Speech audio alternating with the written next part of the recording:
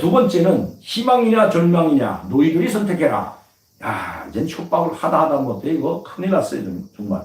이거 우리나라가 어쩌다가 지금 김여정의 협박만 당하는 나라가 됐는지, 이 대한민국 경제 10위권 나라가 경제 200위권 밖으로 밀려나 있는, 오늘 먹고 내일 먹을 것 없어 호독이고 있는 2,500만 북한 주민들.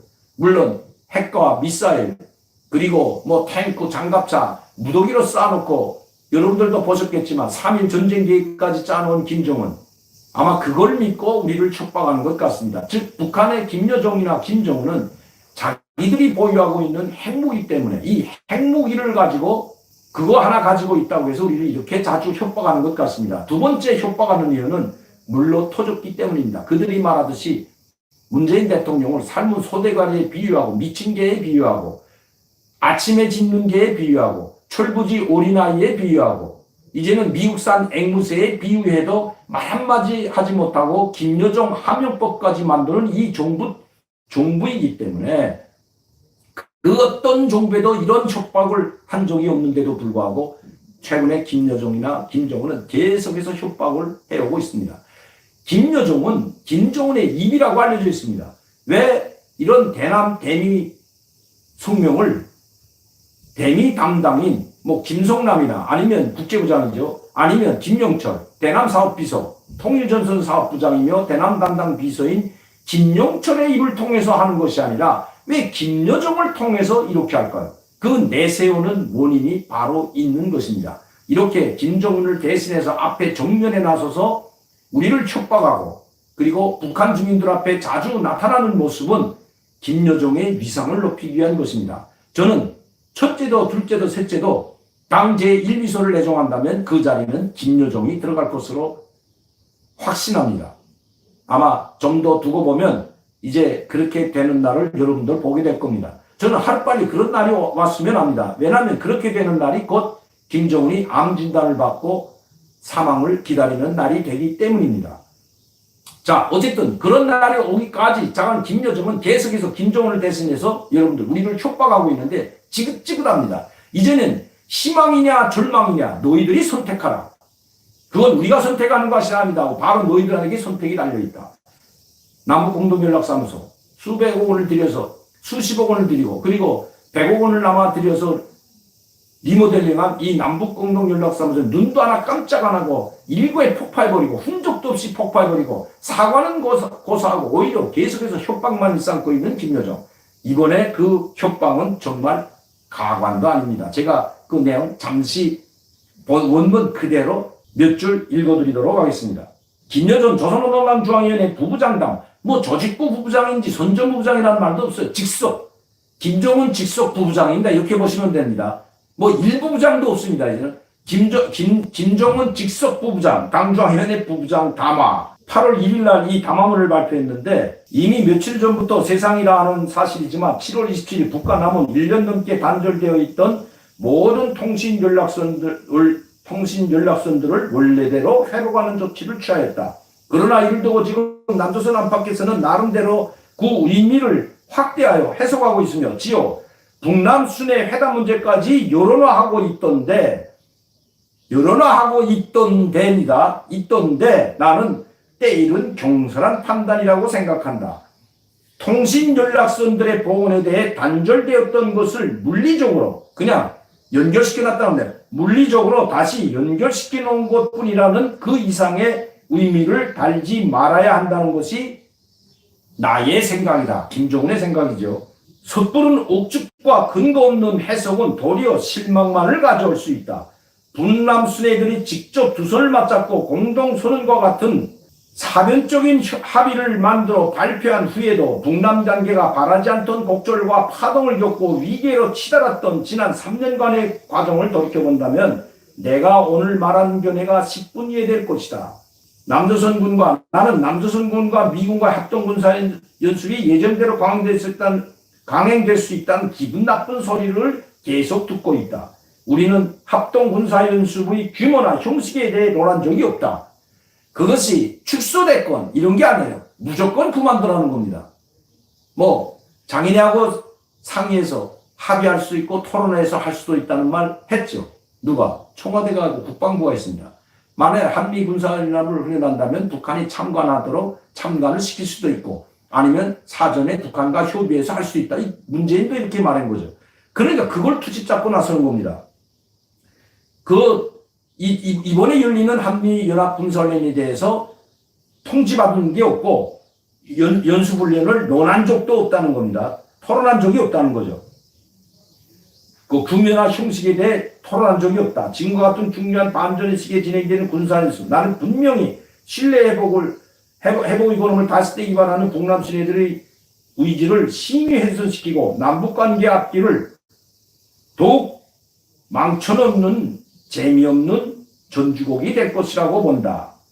우리 정부와 군대는 남조선 측이 8월에 또다시 적대적인 전쟁 연습을 벌려놓는가 아니면 큰 용단을 내리겠는가에 대하여 예의주시해 볼 것이다. 자, 이번에 8일부터 진행되는 한미연합군사훈련, 이거 시뮬레이션 훈련도 아니죠. 이것 때문에 지금 미 국방부와 우리 국방부 간에 마찰도 많이 생기고 한미 허상간 상호간에 지금 토론을 진행해서 협의를 진행해서 훈련을 진행하겠다고 하는데도 우리는 계속해서 축소 아니면 그만둬달라고 사정했지만 그냥 그만둘 수는 없다. 왜냐하면 한미연합방위 태세는 북한의 침공으로부터 우리 국민, 한국 국민을 지키는 것도 있지만 미국의 직접적인 위협이 되는 북한의 공격으로부터 미국을 지키는 것이라고 못 박아 이야기한 것이 바로 주한미군 사령관이고 미 국방부 대변인 이야기입니다.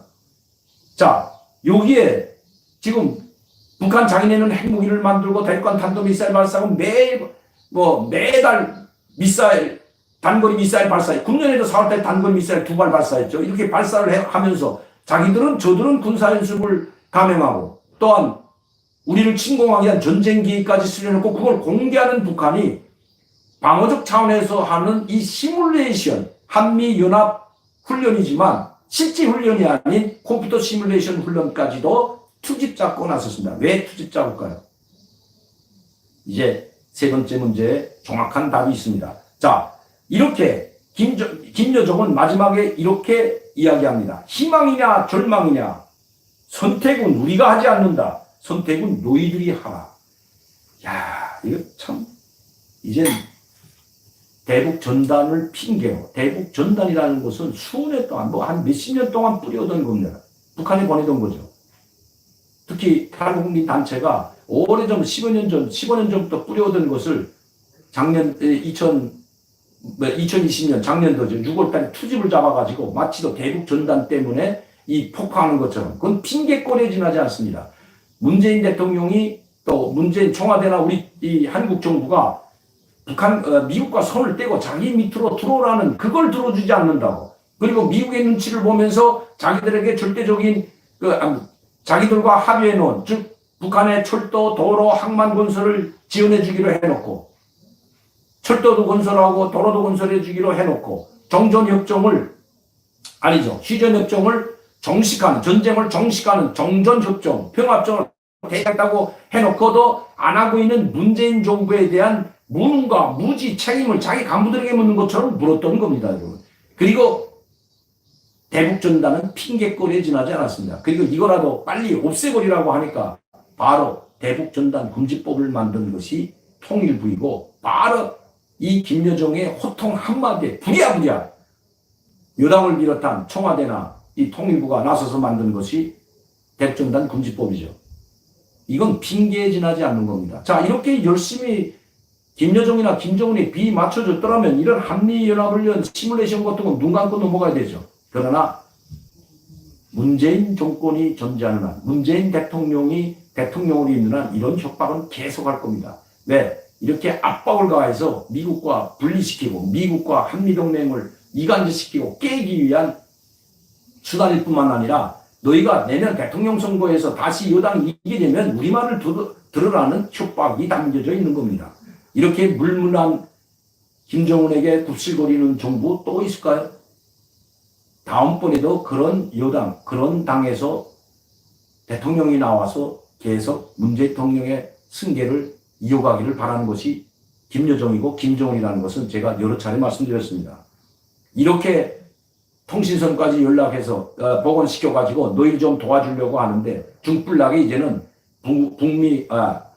남북 순회회담, 즉 남북 정상회담까지 호들갑 떠는, 제가 호들갑 떤다 그랬죠. 이거 어림도 없다. 호들갑 떠는 거다. 북한은 지금 생각지도 않는데 김치국도 마신다고 제가 여러 차례 말씀드렸죠. 최근 방송 때.